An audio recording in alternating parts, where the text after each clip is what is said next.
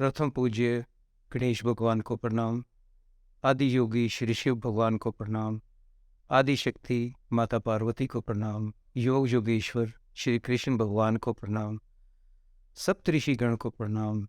मेरे प्रथम गुरु मेरे माता पिता को प्रणाम। मेरे सभी गुरुजन को प्रणाम और आप सब सुनने वालों को प्रणाम। नमस्कार। आपके अपने YouTube चैनल वेस्ट्रो बाय आचार्य नरेंद्र वासुदेवा पर आप सबका स्वागत है। मैं हूं आपका एस्ट्रोलॉजर और रियल एस्टेट वास्तु कंसल्टेंट। क्या आप जानते हैं कि गणेश जी प्रथम पूज्य और विघ्नहर्ता कैसे बने? हाँ, अब आप समझ गए होंगे कि ये आज का टॉपिक गणेश भगवान के ऊपर आधारित है। अब इसके बारे में मैं शिव पुराण की एक कथा है उसका वर्णन करूँगा, पर उससे पहले मैं आपसे एक रिक्वेस्ट करता हूँ कि अगर आप भी अपने घर में, परिवार में और अपने कार्यस्थल में, अपने बिजनेस में टॉप पोजीशंस पाना चाहते हैं तो इस वीडियो को अंत तक आप जरूर देखिएगा, क्योंकि इसमें आपको बहुत सारी चीज़ें ऐसी प्राप्त होंगी एंड में या बीच में जो कि आपके लिए बहुत वैल्यूएबल होंगी। तो चलिए शुरू करते हैं शिव पुराण से एक कथा।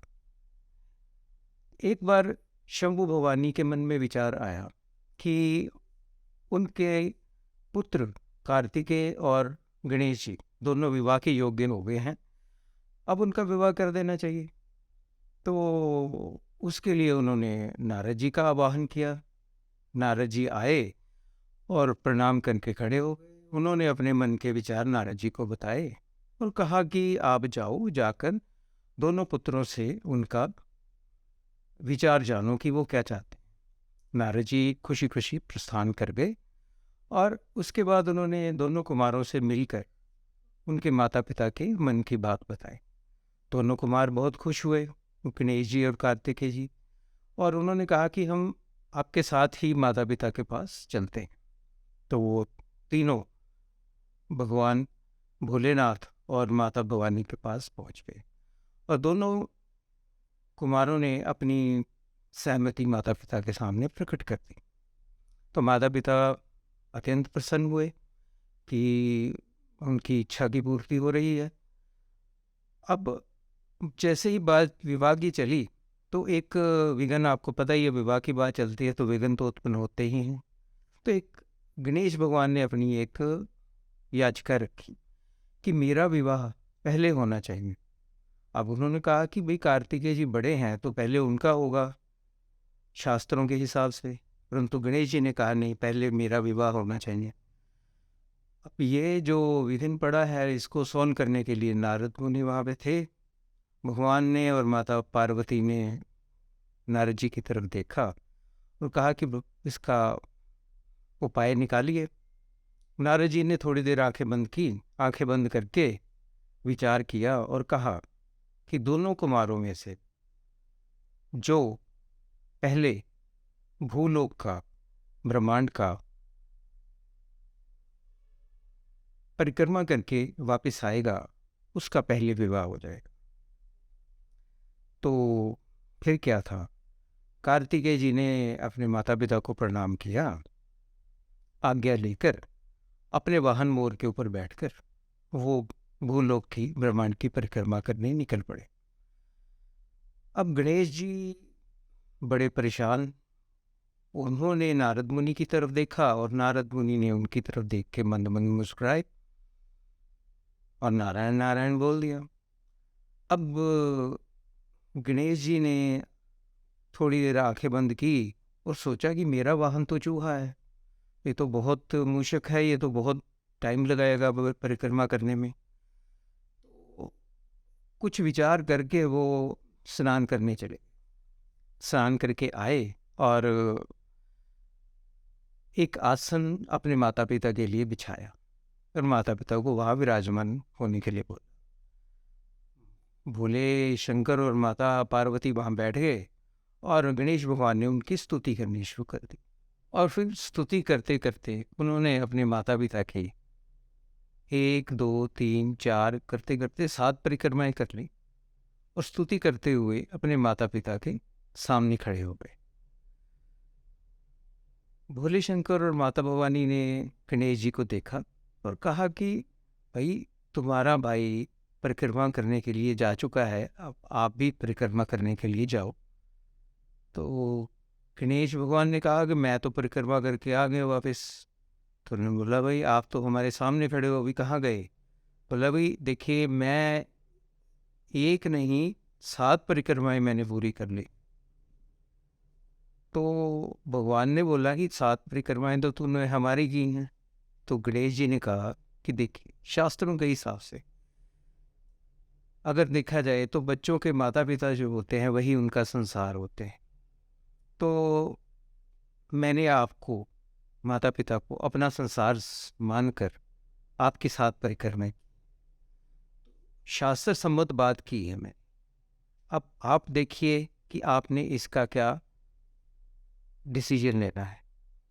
तो भगवान भोले शंकर माता पार्वती ने नारद जी से विचार विमर्श किया और शास्त्र सम्मत बात मानते हुए गणेश जी को प्रथम पहले विवाह करने की अनुमति प्रदान कर दी। अब इस तरह गणेश जी का विवाह पहले होना संभव हो। अब भगवान शंकर ने गणेश भगवान के इस शास्त्र सम्मति सूत्र के लिए, उनकी बुद्धि और चतुराई के लिए उनके ऊपर प्रसन्नता जाहिर की और कहा कि भाई, मैं तुम्हें वरदान देता हूँ कि जो भी व्यक्ति तुम्हारी पूजा पहले करेगा, कोई भी शुभ कार्य करने से पहले, तो उसके सभी कार्य निर्विघ्न पूरे होंगे। तो अब आप सब जानते हैं, इसी कारणवश हमारे शास्त्रों में जब भी हम कोई पूजा अर्चना शुभ कार्य करते हैं तो गणेश भगवान का पहले आवाहन करते हैं, फिर उनके एक मंत्र का जाप हम बहुत ज़रूरी करते हैं, जैसे कि वक्रतुंड महाकाय सूर्यकोटि संप्रभा निर्विघ्नं कुरु मे देव सर्वकार्येषु सर्वदा। तो आप भी इस मंत्र को याद रखिए। ये नहीं कर सकते तो आप ओम गणेशाय नमः कर सकते हैं, ओम गण गणपते नमः कह सकते हैं। तो अब हम वापस चलते हैं। गणेश भगवान का विवाह फिर रिद्धि सिद्धि से तय हुआ और उनसे उनको 2 पुत्र शुभ लाभ प्राप्त। अब आप देखिए कि जब आप गणेश भगवान की पहले पूजा करते हैं, आवाहन करते हैं, तो आपको क्या प्राप्त होता है? आपको गणेश भगवान के साथ साथ, उनके आशीर्वाद के साथ साथ रिद्धि सिद्धि शुभ लाभ, माता पार्वती और शिव भगवान का आशीर्वाद प्राप्त होता है। इस तरह हम इस कथा के द्वारा ये जान पाए कि माता पिता का आदर सत्कार करना, माता पिता की सेवा करना, उनको दिल से मानना हमें क्या कुछ नहीं देता। तो आप भी अपने घर परिवार में माता पिता का आदर करें और आपको बहुत सी सुख सुविधाएं ऐसे ही मिल जाती हैं भगवान की तरफ से। अब अगर हम इसका एस्ट्रोलॉजिकल विश्लेषण करते हैं तो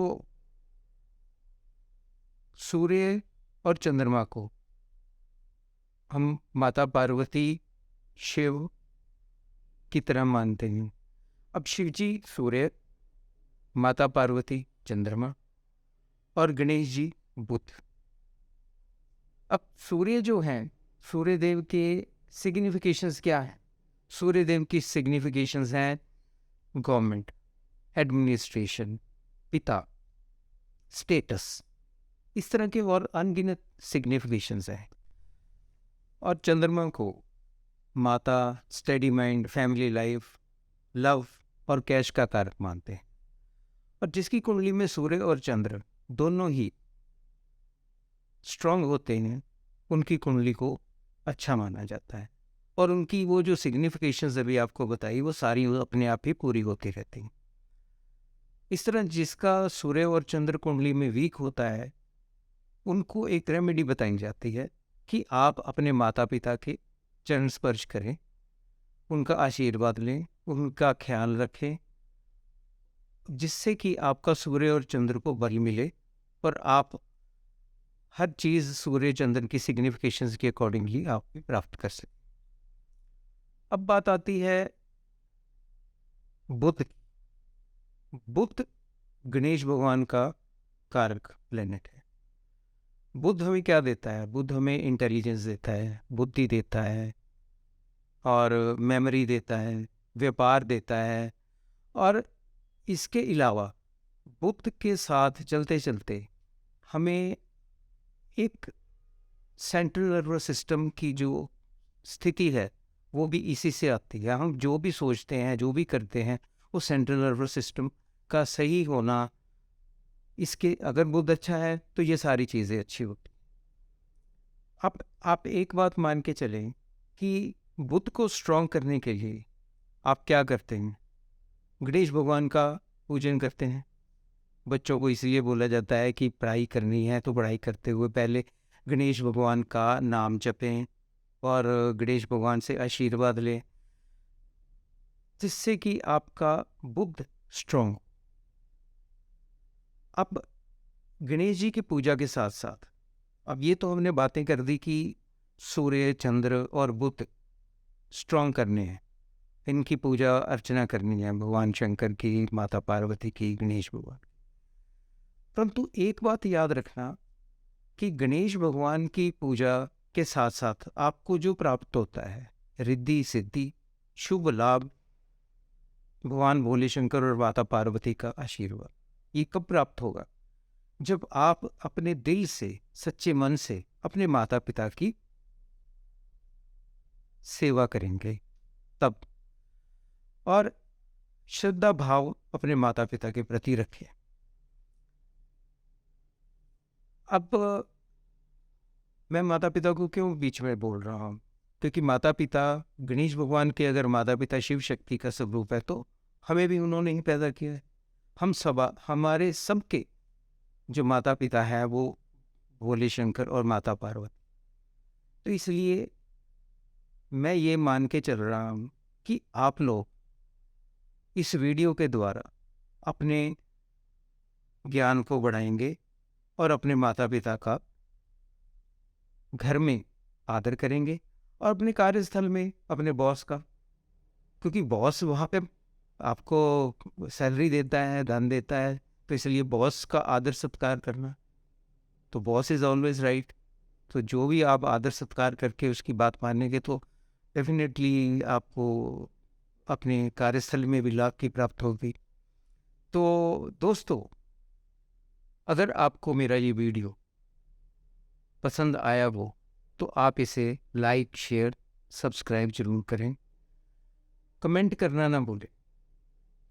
और इसमें मैंने एक बात जानबूझ के छोड़ी है आप लोगों के लिए कि आप वीडियो को देखिए, बार बार देखिए, कि मैंने एक पात्र की का वर्णन नहीं किया जो कि बहुत इंपॉर्टेंट था, और वो किस ग्रह को रिप्रेजेंट करता है वो मुझे कमेंट करके बताइए। मैं भी देखता हूँ कि आपने कितने ध्यान से ये इस वीडियो को सुना है। अब आप जब सब्सक्राइब करेंगे तो बेल आइकन को दबाएंगे और ऑल नोटिफिकेशंस को क्लिक करेंगे ताकि मेरे सारे के सारे वीडियोस सबसे पहले आपके पास पहुंचे और आपके ज्ञान का वर्धन हो। कमेंट करना ना भूलें क्योंकि आपके कमेंट बहुत इंपॉर्टेंट होते हैं। भगवान भोले शंकर आप सबका भला करें। May God bless us with all the solution. धन्यवाद। Thanks for watching.